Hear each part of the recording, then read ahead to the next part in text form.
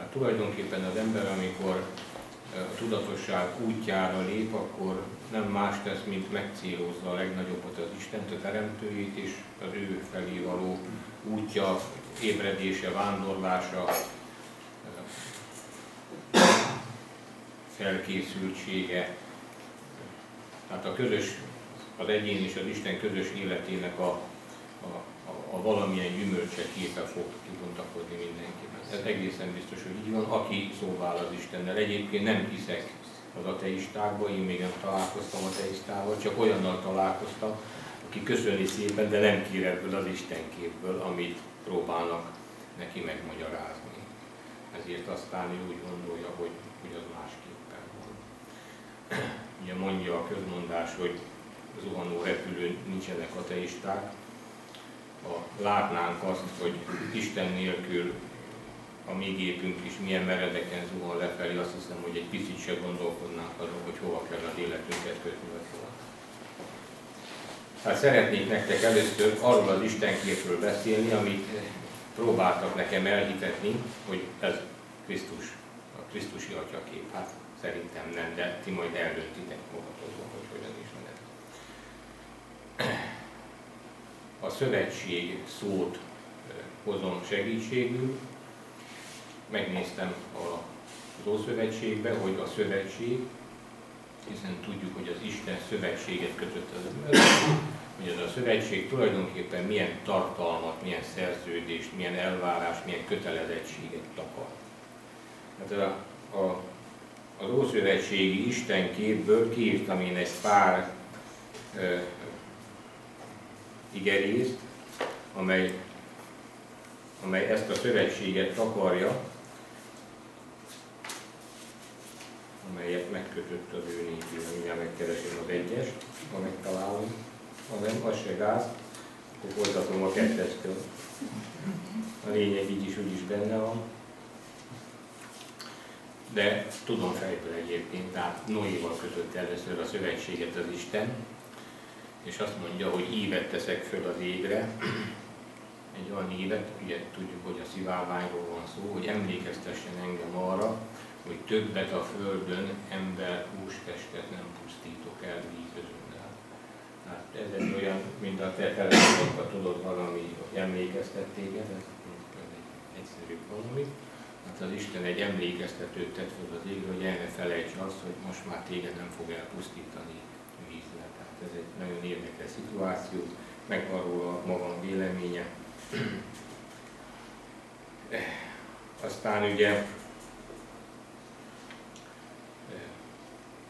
tehát igen, itt a Noéval való, aztán az Ábrahámmal kötött szövetségről van szó. A te magodnak adom azt a földet Egyiptomnak folyóvizétől fogva az Eufrátesz folyóvizéig. Hát itt egy ígéret van benne, hogy majd milyen területet fog Ábrahám népe birtokolni. Népek sokaságának atyjává teszlek, a szövetség megőrzése. Minden nemzedéken át örökre a szövetség jele, a körülmetélés. Örökké való szövetségű lesz az az én szövetségem és a ti testeteken. Megtaláljátok Mózes 1.11-13, ilyesmi. Láthatja ezeknek benneteket. Megyek tovább. Aki körül nem metélteti az ő férfi testét, az ilyen lélek kivágattatik az ő népe közül, mert felbontotta a szövetségemet. Tehát ugye itt arról van szó, hogy egy jelet kell elhelyezni a férfi testen, ugye tudjuk, hogy ez hogy néz ki. És hát aki ezt a jelet nem veszi föl magára, az ez az Isten szerint kivágattatik az ő népe közül. Ha megtartjátok a szövetségemet, úgy ti lesztek valamennyi nép között az enyém, mert enyém az egész föld. Ez nagyon fontos, elmondom még egyszer, amit itt mond, mert enyém az egész föld.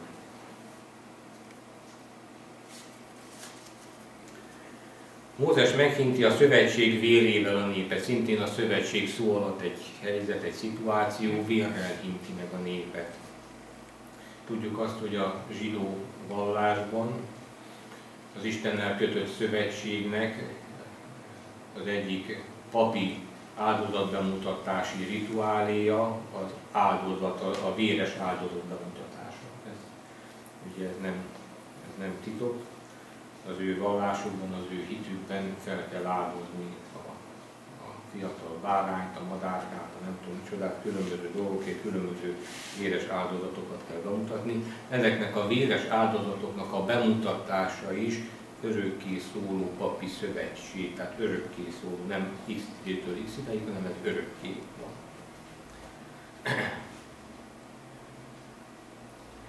A szombat megszentelése, ez is örökszövetségül van, szombat napról rakja fel azt a pap az Úr elé szüntelenül örökszövetségbe Izrael fiaival. Ha megutáljátok a szövetségemet, hozok rátok bosszuló fegyvert, halált bocsátok rátok, és ellenségkedvé rablak benneteket. Hát ilyen kedves figyelmeztetés a tekintetben, hogyha valaki a szövetséggel nem veszi komolyan, akkor valami ilyesmi lesz a következménye. Aki az Istennek szentelt dolgokban bűnösnek találtatik, tűzzel égetessék meg ő is minden, amilyen van. Így szól az Úr, átkozott mindenki, aki meg nem hallja a szövetségem igéit. Már Jeremiásnál. Tehát így bevezetül a szövetség szó alatt megkerestem, hogy ez az Isten, aki az Ószövetség Istene, milyen, persze most a negatív példákat emeltem át, ezért ezt tudjátok. Azért a negatív példákat, mert a szeretetben nincsen negatív példa. Tehát Krisztus nem tudok negatív példát mondani nektek, ha bele fogok dődülni, akkor sem fogok semmi ilyesmit. Még olyan, hogy egy tasvát kapsz, esetleg rosszul viselni. De itt ezeket kénytelen voltam elmondani nektek, mert arról van szó, hogy van egy Krisztus, aki eljön a világba, beleszületik egy nemzetbe, beleszületik egy nemzeti vallásba, és eltelik 300 év, és dogmaként hirdeti a keresztény egyház, hogy ez a Krisztus annak a zsidó Istennek a fia. Hát ez már Istentől jött hit kinyilatkoztatássá válik, ezt ugye meg kellett, ezt a kinyilatkoztatást ezt létre kellett hoznia, össze kellett ülni a zsinatnak, hogy ez a mi számunkra, az utókor számára egyértelmű legyen, hogy a krisztusi tudatosság ebbe a szövetséget kérő Istenben van megkötve. És akkor most felolvasok nektek a János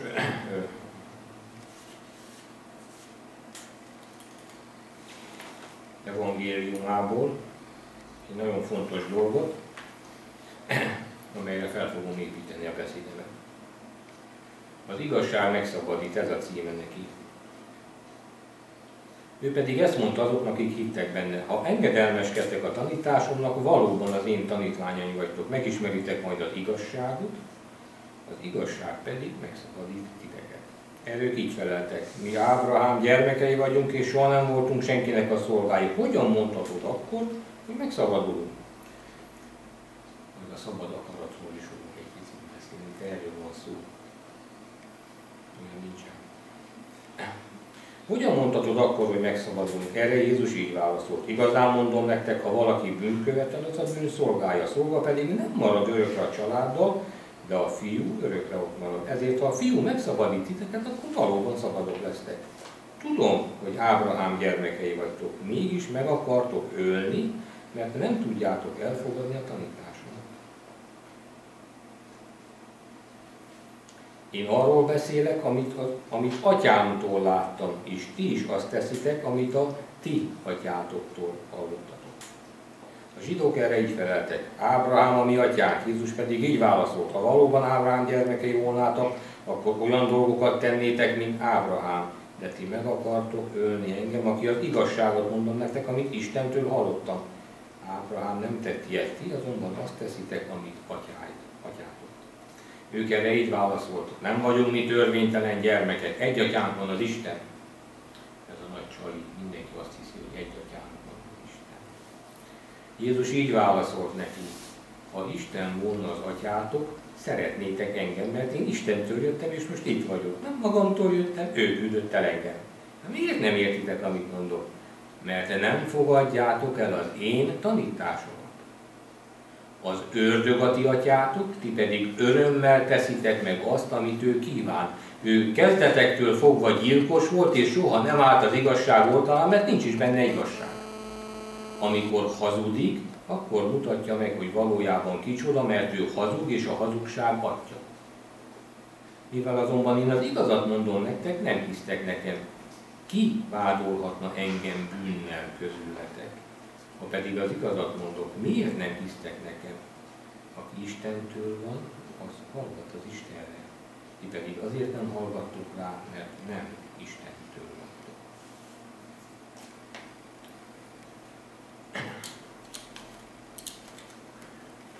Ezt nem én találtam ki, ez ide van írva, nagyon gyönyörűen, nagyon világosan és nagyon érthetően.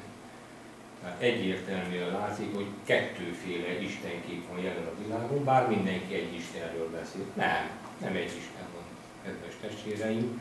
Van egy krisztusi szeretetből és szerelemből a világot megszülő és megteremtő Atyaisten, és van egy másik olyan Isten is, aki nagyon szigorú és nagyon kemény feltételekkel választ magának népet és követőket, és nagyon karakteresen és nagyon határozottan be is irányítja őket arccal, hogyha esetleg nem úgy csinálnák a történetet, ahogy azt ő elképzeli, akkor mire számíthatnak.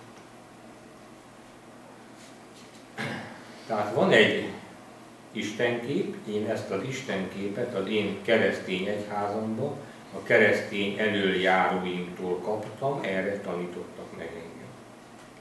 Tehát nem a zsidók ellen beszélek, hanem arról beszélek, hogy kaptam az én egyházamtól egy gyilkos Isten képet. Azt mondják erre, hogy az Ószövetségben tele vannak a proféták olyan tanításokkal, amelyek viszont a szeretet Istenről szólnak. Természetesen, hogy tele vannak azok a proféták olyan tanításokkal, amelyek a szeretet Istenéről szólnak, ez egy kicsit sem zárja ki azt, hogy ez az Isten a szövetségkötésében igenis gyilkosságot és nagyon kőkemény evilági dolgokat számon kérő és evilágban hatalmat és uralmat gyakorló népet akar magának kinevelni. Ez teljesen világos és teljesen egyértelmű. Tehát van egy istenképünk, amelyben a szövetségnek van egy jele, és amelynek ha valaki ezt a szövetséget nem tartja, akkor ő kivágattatik a nép közül. Valójában ugye mi itt Európában vagy a világ többi részén hát nem igazán tartjuk ezt a fajta szövetséget, így valószínű, hogy igazából nem is számítunk bele itt nagyon a történetben, tehát nem az ő népe vagyunk.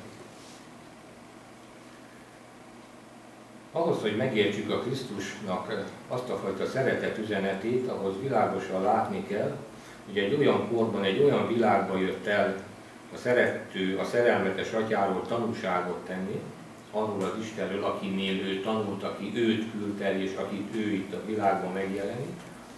Hát egy olyan korban, ahol az egész, tehát itt nem egy-két farizeusról van szó, vagy egy-két olyan csúnya bácsiról, akik azóta már kihaltak, mint a dinoszauruszok, egy egész nemzedék tagadja őt meg.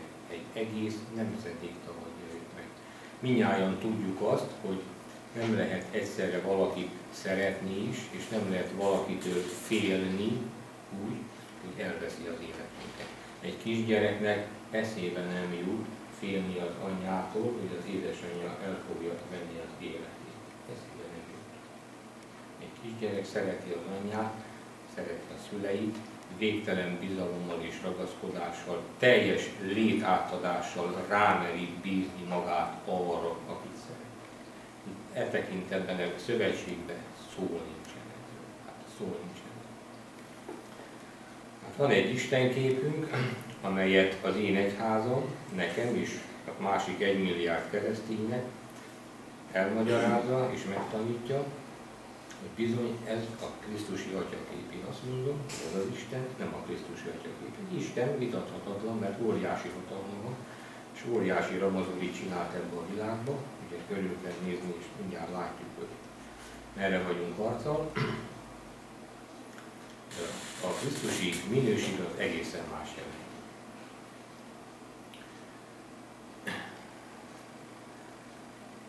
A félelem, ugye a magyar ezt hozza, hogy félelem, nem az egész, csak valaminek a fele.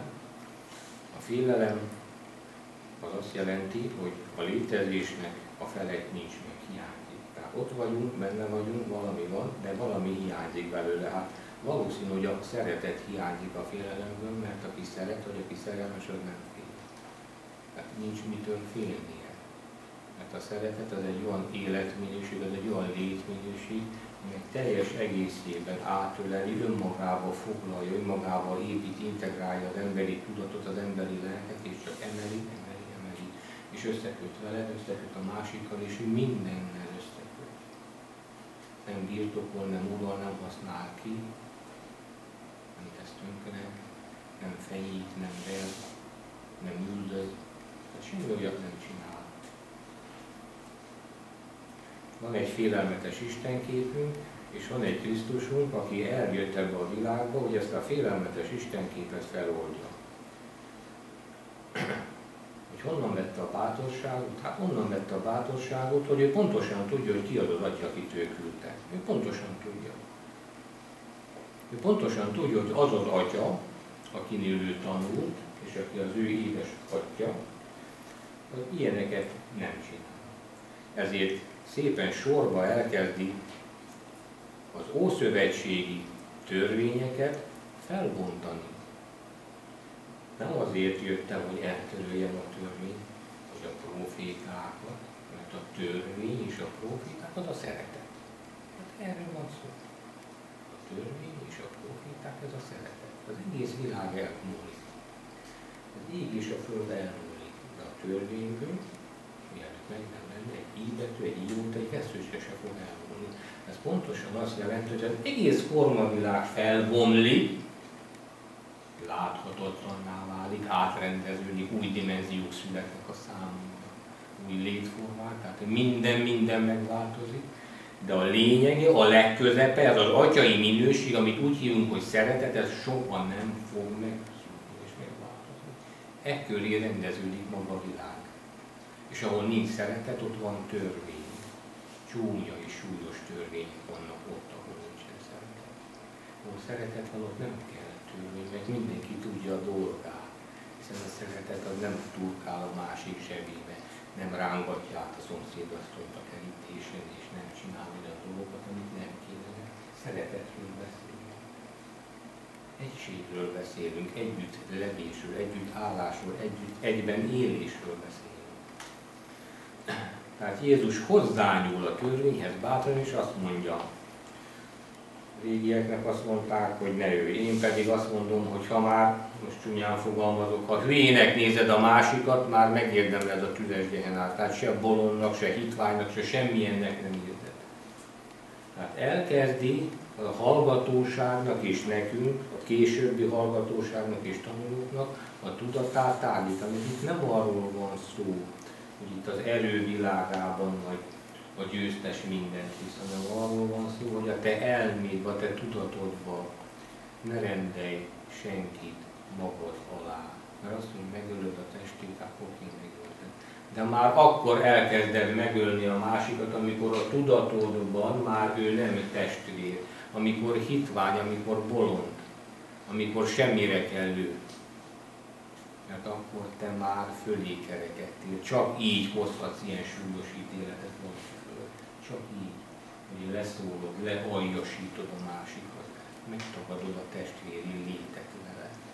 Csak azért, mert nem érted, vagy azért, mert van pénzed, vagy azért, mert több pisztolyod van, mint a másik. Csak azért, mert te nem ismered a szerető Istent. Csak azért. És mivel a gyilkos Istent ismered, aki a csecsszopót is falhoz csapatja, és ha nem csinálod, akkor te is falhoz leszel csapva, akkor azt hiszed, hogy van jogosítványod arra, hogy az Isten dolgait és küldetését beteljesíts. Ezért erőszakot követsz el a másikon. Mert a tudatunk, tudod, a legfeljebbre néz. Onnan van a legnagyobb igazolásod. Ott teszik rá a végső pecsétet az életedre, a hétvégén, az eukarisztiában, és ott kapod meg a pecsétet, meg a rendes emberben megkaptad a mostját, mehetsz vissza a helyedre. gyere jövő héten is, mert addigra biztos, hogy sok bűnöd lesz. Ha mégse, akkor van 2 hét múlva.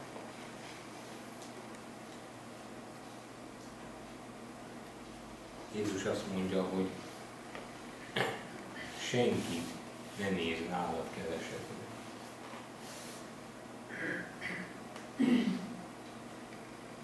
Megmondták a régieknek, hogy ne esküdj hamisan, nem. Én azt mondom, hogy egyáltalán ne esküdj.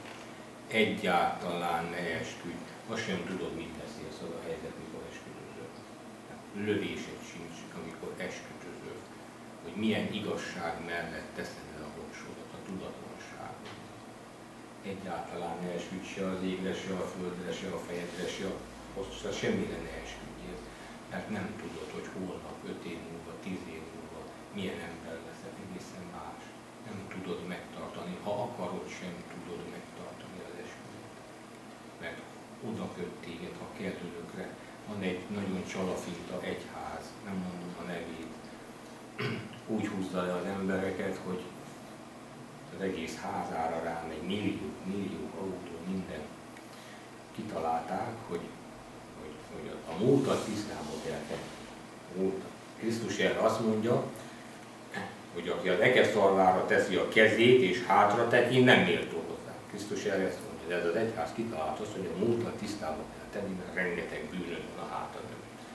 És elkezdik ki auditálni, tehát vannak ilyen emberkék, akik ki vannak képezve, ilyen nagyon jól kiképzett emberkék, és elkezdik a kedves hívőkből kiauditálni a régi bűnöket. Persze azért fizetni kell, mert ingyen azért nem auditálnak, és akkor nem mennek, és akkor már millió évvel a hátuk mögött járnak, és kérlek szépen, hogy le kell nekik szövetséget kell kötniük 1 millió, 2 millió évvel a társaságban, azért, hogy megtisztuljon.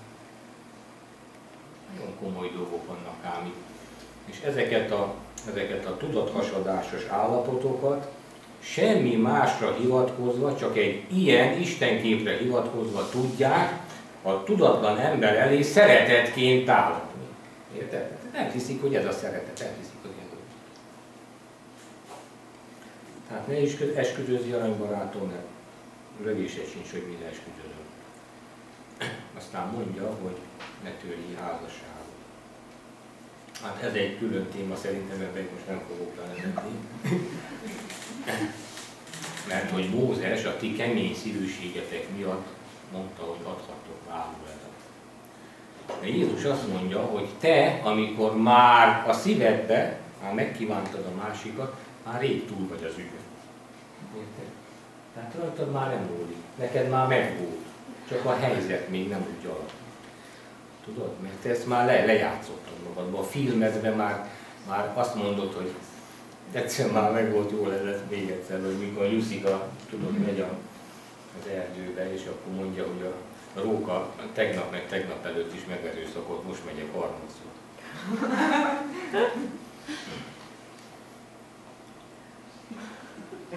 Tehát itt egy olyan különleges paradigmaváltást kér tőlünk Jézus, ami nagyon finoman, de nagyon egyértelműen a fizikai világnak az adok-veszek, kapok az erő viszonyából a tudatodat elkezdik kiemelni, és azt mondja, hogy gondolatba se álljál bele, se a birtoklásba, se a harcba, se a ilyen különböző csalafinta dolgokba. Míg az első Isten képénél és az első Istennek a törvényeiben ott a szembenállás, az erők viszonyai, a bosszú, ugye teljesen rendben volt, tehát a szemét fogad, ez egy törvény volt. Hát az gyár. Erre Jézus azt mondja, hogy a régieknek ezt mondták, én meg azt mondom, hogy szeressétek ellenségeiteket. Hát szeressétek az ellenségeiteket. Hát valami egészen megdöbbentő dolog. Egy egészen megdöbbentő dolog egy olyan embernek, vagy egy olyan kultúrának azt mondani, hogy szeresd az ellenségedet, ahol eddig nekem az Istentől felhatalmazásom volt ahhoz, hogy a másikat nyakon verjem meg. Nem úgy csinálta a dolgokat. Tehát mondom még egyszer, rendszer, van egy istenképünk, amit az én keresztény egyházam nekem ajándékozott, és én nagyon szeretettel visszaadom neki, és van egy Krisztus képünk, amit próbáltak összemosni ezzel az istenképpel. Na most ez a Krisztus kép, amit Jézus felvállalt, azért ez egy csodálatos dolog. Azért, testvérek, én ettől szebbet én még nem láttam. Én ebben szerelmes vagyok, megmondom nektek őszintén, ez maga a létezésnek a csodája, ez az üzenet, amit ez a Jézus csinál. Még egy kis gyakorlati adalék. Krisztus megkezdi a működését, kimegy a pusztába, 40 napig ott van, aztán megéhezik. A 40 nap végén ugye nem erre tudjuk, hogy aztán mi történt. Múltkor, vagy nem tudom hol, beszéltem Keresztelő Jánosnak a szerepéről is a pusztába, tanúságot tesz Jézusról, és akkor akire leszáll a dalom, aztán az ég megnyilatkozik, és akkor van akinek az égzen, van akinek az Isten szól, ő az én szeretett fiam, akivel gyönyörködöm. Tehát ő az én szeretett fiam, ő az én szeretett lányom, akiben gyönyörködöm. Tehát ebből a pusztai hangból kellene nekünk én. Ő az én szeretett fiam és szeretett lányom. És ez biztos, hogy így van, hogy mi is, nem biztos, hogy 40 nap után, de beleállunk a saját képletünkbe, akkor ez a mondat el fog hangozni, ez nem kérdés. Tehát Jézus ott van a pusztában, és megkísérti az ördög. Azt mondja neki, az Isten fia vagy, ezekből a kövekből tudsz kenyereket teremteni. Hangosabban beszéljek, hogy hallják. Tehát az Isten fia vagy, ezekből a kövekből tudsz kenyeret teremteni.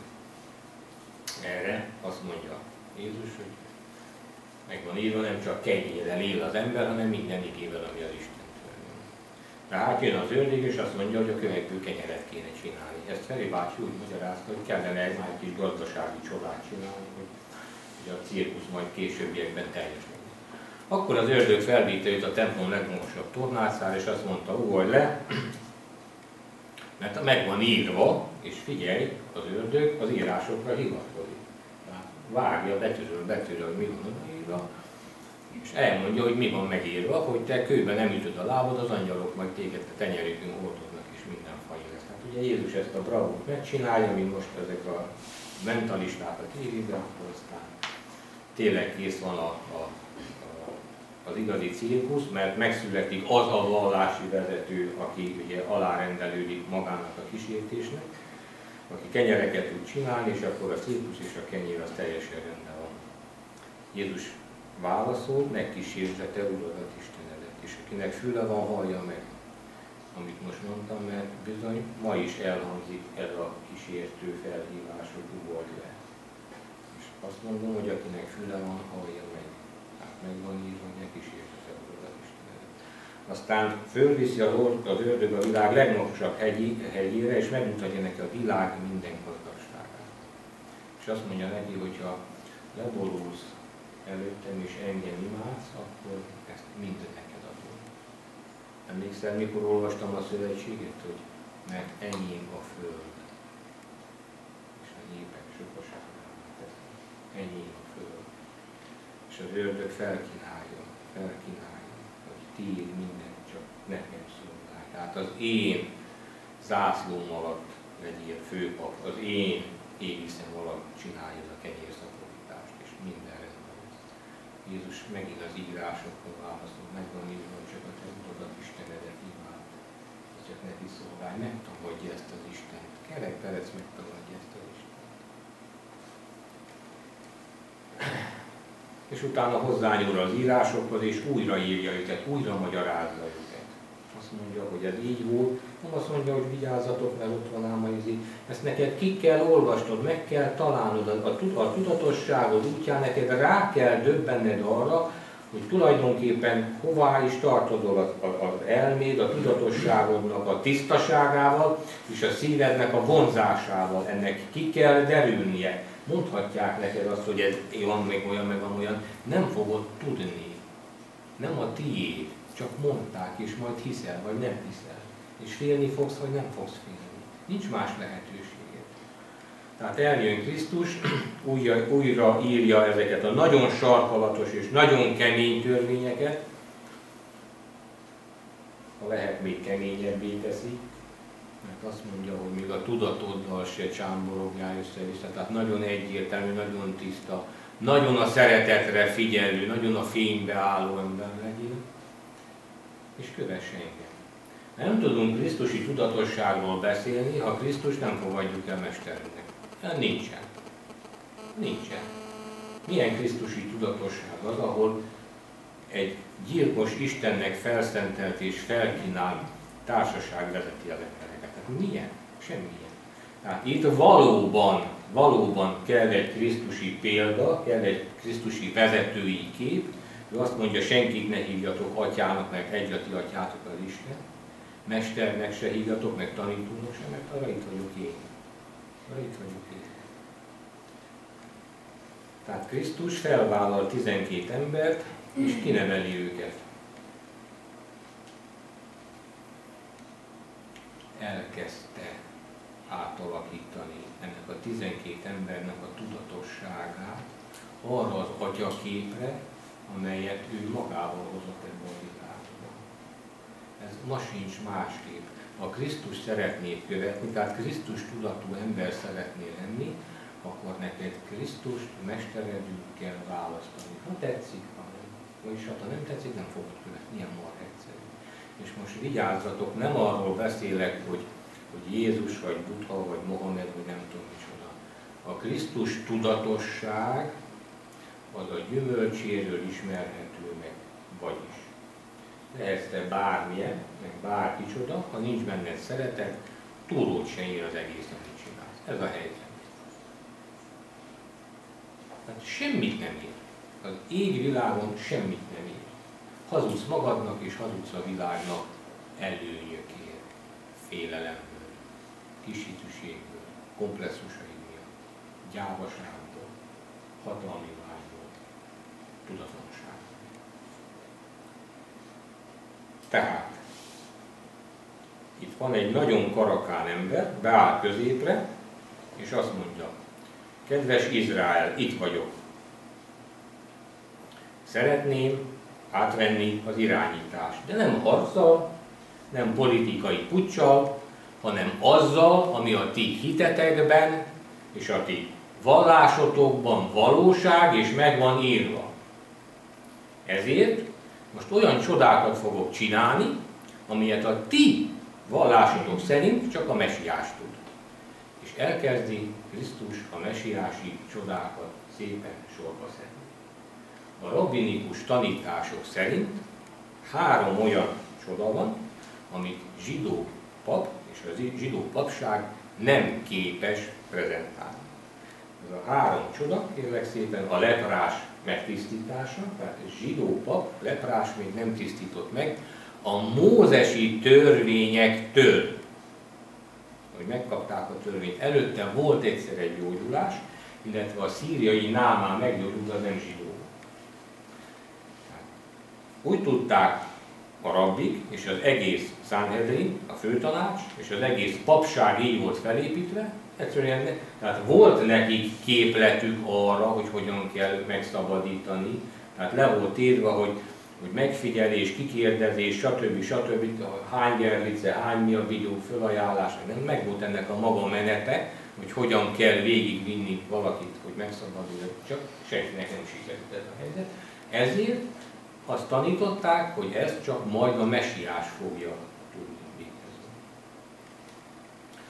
Van egy másik csoda, amelyet szintén csak a mesiás tud megcsinálni, olyan ördögöt kiűzni az emberből, amelyik néma. És Jézushoz vittek ilyet. Néma volt az ember, meg még vak is volt ráadásul, azt nem tudom, hogy süket is összeregény, de vak is, meg néma is van. Mert ugye a zsidó rabbik szintén tudtak ördögöt űzni, de úgy tudtak ördögöt űzni, hogy rávették az ördögöt, hogy mondja ki a nevét az ipsébe, vagy a megszállóba. És amikor kimondta a nevét, akkor onnantól kezdve már ugye meg tudták fogni, és akkor a különböző erőkkel el tudták irányítani. De aki néma, nem tudja megmondani a nevét. Jézus megszabadítja a süket némát. Mindegy, hogy nem beszél benne az ördög, az egészen biztos megszabadítja. Erre a zsidók rákontráznak. Belzebub fejedelem, tehát az ördögök fejedelmével űzte ki az ördögöt ebből. Jézus elmagyarázza, ha én az ördögök fejedelmével űztem volna ki ezt az ördögöt, akkor az egész ördögség cég meg hasonlóan elkezdene jó emberek kívánni ez az egész. Tehát amikor egy család önmaga ellen fordul, vagy egy ház, vagy egy ország meghasonlul és megszűnik létezni, felszámolódik, mert elveszt ezt a funkcióját, amire kitalálták. Tehát egy ördög létem, vagy a Belzebub segítségről jól teszek, mindentől kezdve a Belzebubnak vége befellegzett. Nincs több Belzebub. Minden esetre kitalálják, hogy az ördöggel, a fő ördög szállta még, és űzte ki az ördögöt, és utána el is határozzák, hogy megölik. Harmadik mesiási csoda is van, a vakon születettnek a meggyógyítása. Az, aki vakon született, a tanítványok kérdezik, Mester, kivétkezett, ő vagy a szülei, hogy így? Azt mondja Jézus, egyik sem, hanem azért ilyen ő, hogy az Isten dicsősége beteljesedjék rajta, hogy az Isten dicsősége láthatóvá legyen. Hát igenis ez az ember azért vállalta ezt a mesét, hogy Jézus ezt a mesiási igényét Izraelnek be tudja nyújtani. Született, egy vakon született ember, és akinek ő visszaadta a látását, köpött a földre, gyújt egy sarat belőle, rátette a szemére, ilyen trükközött, nem kellett volna, de azért kellett, mert aznap egy nagyon nagy sátoros ünnep volt a Sirion tavánál. Az összes nagy kutya ottan tette a dolgát. És azt mondta, menj lesz, mosd le a sarat a szemedről, és látni fogsz. És akkor lement, és lemosta a szemét, és látott, és mindenki, aki ismerte meg évtizedeken át, ott koldult, a vakon született. Az egész rabbi főtanácsnak találkoznia kellett az esettel, látnia kellett. Aztán utána még meggyógyítja a Lázárt 4 napos halál után, direkt későn megy, mondja is Márta, hogy jó, előbb jöttél volna, még megmenthetted volna, mert 3 napig volt rá példa, hogy visszahozták, de 4. nap már a lélek meg, ide meg oda meg a maga útján, már szaga van neki. De azért Lázár kiszólította a bungiból, előjött, aztán, hogy megölték, nyilvánvaló, hogy ezt a szerencsétlen vakot is kiközösítették egyébként. Tehát fogadták jobbról, fogadták balról. Én azt mondja, én nem tudom, hogy ki ez a Jézus, most látom először, de eddig nem láttam, most meg látok. Biztos te is a tanítványa vagy. Én nem tudom, hogy magukat tanítani, nem így önmag után, ti vagytok azok, vagy követni akarjátok, hogy ennyire kérdezgettek. Berágatta a társaságot. Mindegy. Utána megtisztít 10 leprást. 10 leprásnak kell elmenni a papokhoz, és megmutatni, és a papoknak végig kell csinálni, mert ugye esemény van, eseménynapló, mint a katonaságnál, meg a tehát esemény van, a papoknak foglalkozni kell, ki kell mind a 10-et kérdeni, tehát az egész Jeruzsálem főpapsága összegyűl, és mind a 10 leprásnál végig kell csinálni azt a 7 napos processzúrát, a 2 gerlica, a nem tudom micsodát, és megy az egész verték. Nem tudnak már nem Jézussal foglalkozni. Tehát nem tudnak, nem kikerülhetetlen már azt, hogy itt jelen van a mesiási csoda. Tehát itt van az, akit vártunk. Kajafás egy mondattal elintézni. Jobb nekünk, ha egy pusztul el mindenkiért, mint mindenkiért. És ez a nemzedék megtagadja, megöli Jézus. Nem egy emberről van szó, nem egy valamiről. Azt, hogy egy-két szimpatizánsok éjszaka jön, megy meg, hogy intézkedik, meg nem tudom micsoda. Erdőt üznek a vízipisztol.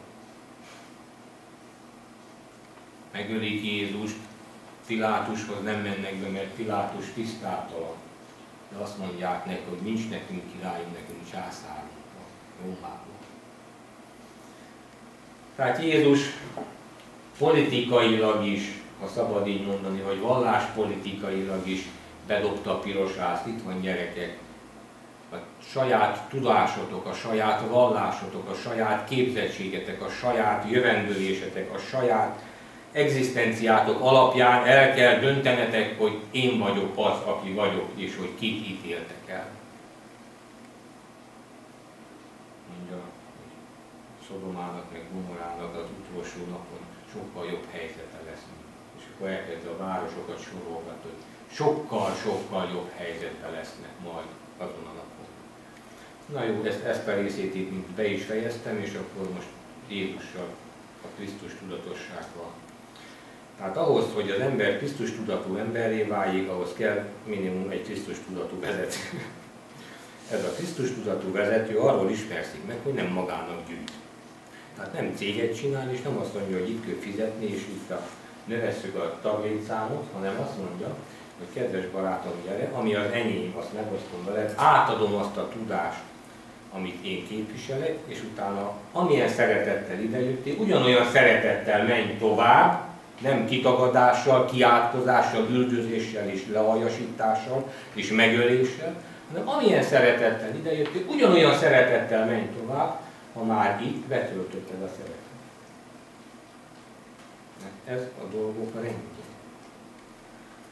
És ez a krisztusi vezető, akivel majd találkozom, mert már találkoztál eddig is én is, ez addig fokozódik, míg egyszer csak ott fog előtted állni valóban Krisztus.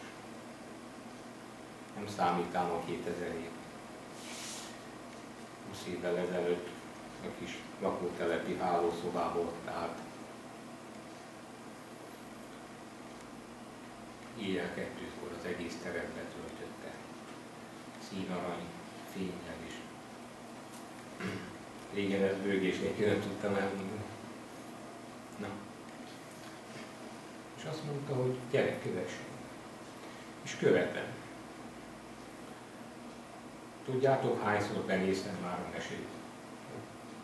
Attól, hogy kövessem, attól még nem tudom ám a dolgokat. Mert itt kell követni. Itt meg próbálom megérteni, hogy miért itt kell követni. Tehát próbálom összerakni, hogy miért a szeretet a közepe az életnek, miért nem az agyalás. És akkor követed. És aztán megérted, mert az igazság megszabadít. Mert megtanít olyan dolgokra, olyan megoldásokra, olyan látásokra, hogy nem lehet az igaz, az a megoldás, ha azt választod, amiben nincs szeretet. Nem lehet igaz. Nem lehet igaz. Mert az Istennek van megoldása arra, hogy téged megistenítsen a szeretet útján. Nem kell, hogy falhoz csapjon. Tudod? Nem rág be idő előtt. Nem veszti el a türelmét. Se tűzzel, se vassal, se döghalállal nem tesz tacsra téged meg a perepúccsodat. Mert nem nyiszentetted le a végéről a cuccos. Érted? Nem az a gáz, hogy ez egy jel, nincs ebben semmi gond. Mindenki hol valamilyen jel. Persze, hogy hol. De a legszebb jel az, amelyik sosem múlik el. Az pedig itt van. Tudod, ahol a szívünk, ott a kincsünk. És azt mondja Jézus, hogy ne földi kincseket gyűjtsél. Ha használd, nem arról az, hogy ne használd. De ne gyűjtsed. Engedd el, ahogy jött, hogy engedd is el. Égi kincseket gyűjtsél. Mert ha ezt így gyűjtöd, akkor jön majd a rablók, meg a rozsda, meg a nem tudom micsoda, és lenulláz. Nem fog nullázni. Ezt teszed előről, és oda leszel, meg vissza. Égi kincseket gyűjtsél, és mindent meghatsz mellé. Mindent meghatsz mellé. Tehát Jézus elkezdi trenírozni az övéit a szeretetre. Arra a fajta látásmódra, amelynek a szeretet a közepe, amelyből az együttérzés, az irgalmasság, nem pedig a véres áldozat bemutatás, ahogy itt le van írva, örök időkre. Örök időkre el kell pusztulni mondjuk egy báránynak azon a napon, vagy 100 vagy 1 millió báránynak, hogy ez az igény kilegyen. Örök időkre. Miért? Miért?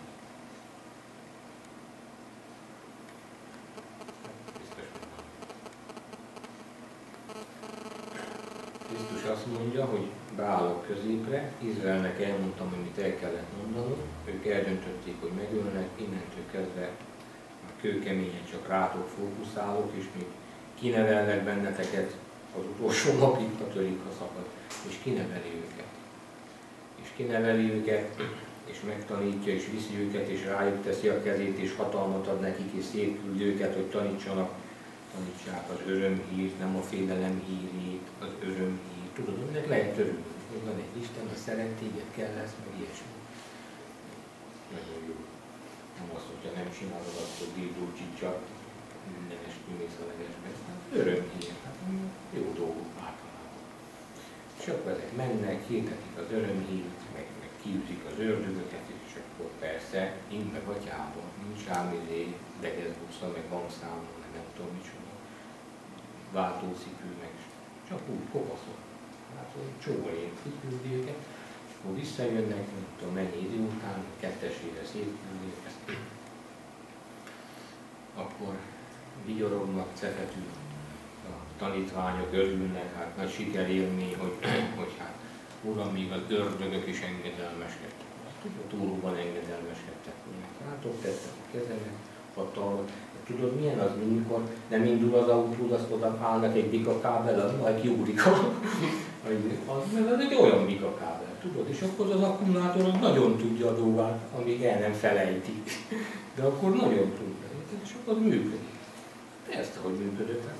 Bekapcsoltalak benneteket, bekapcsoltam bennetek azt a tudást, ami bennem van, megkaptátok.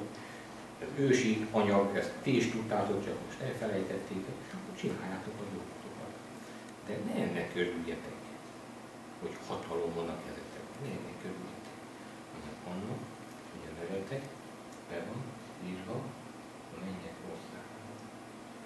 Tehát ennek lehet örülni, mert azáltal írtad be a nevedet az Isten országába, a mennyek országába, hogy hittél ennek a názáretinek, és ingbe gatyába elmertél indulni arra, ahogy őt az Atya elküldte, téged is ő úgy elküldött, mint bárányokat a farkasok között. Ezért örüljél. Mert tanúságot tettél arról, hogy megállsz a lábadon, van benned szeretet, és az örömhírt hirdetted, és méltó a munkásomnak a bérére, semmiben nem volt hiány, amikor visszajöttél. Hát ez a Jézus beáll középre, és azt mondja, hogy aki nem veszi fel nap mint nap a keresztjét, és nem követ engem, nem méltó hozzá. Aki jobban szereti apját, anyját, fitvérét, nővérét, akármilyen perepútját, nem méltó hozzám, aki nem tagadja meg még a saját lelkét is, nem méltó hozzám. Nincs Péter, nincs kiskapu. Nincs kiskapu. Nincs Jézuskának is, meg Jézuskának is. Meg kell állni középre, ahhoz, hogy megértsd, hogy megtaláld magadba azt az atyaképet, amit Krisztus át akar adni neked. Hogy az örömöd teljes legyen. Tanítványok sem értik. Minek mondanak engem az emberek, kérdezi egyszer Jézus. Illés, ilyen trófik, Aman, megszólal Péter. Uram, te vagy az élő Isten fia. Boldog vagy Jóna fia, Simon, vagy Jóna, mindegy. Boldog vagy Péter, mert ezt nem hústest nyilatkozta ki benned, hanem az én gyertyám, meg gyertyám. Péter örül. Addig bandukolnak fél órát, Jézus elkezd beszélni arról, hogy hogyan fogják hazavágni. Uram, az nem lehet, távozzon tőlünk az, hogy téged. Takarodj a hátam mögé, és átál, mondja ugyanannak a Péternek fél óra múlva, mert az emberi elmével gondolkodó, nem pedig az Isten akaratában.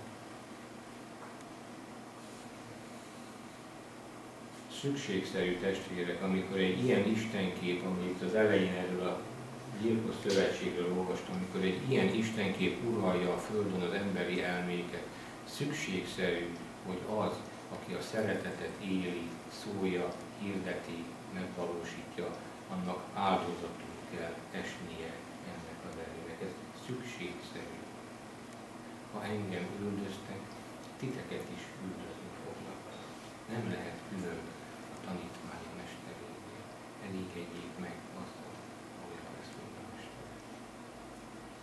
Szükségszerű ebben a sötét korban. De fel kell vállalnod a szeretetet, mert azt mondod, hogy akkor szembeállok a tükörrel és lekötöm magam. Nem ér szart se az életet, hogyha nekiáll sundi-bundizni. Semmit nem ér az életet. Hajítófát sem. Meghasonlasz, tönkremész, beteg leszel, megtagadnak, megcsalnak. Utolsó senki leszel. bele kell állnod a szíved legközepébe. Azt sem tudod, hogy kell, azt sem tudod, kinek hit. A hitről egy pár gondolat.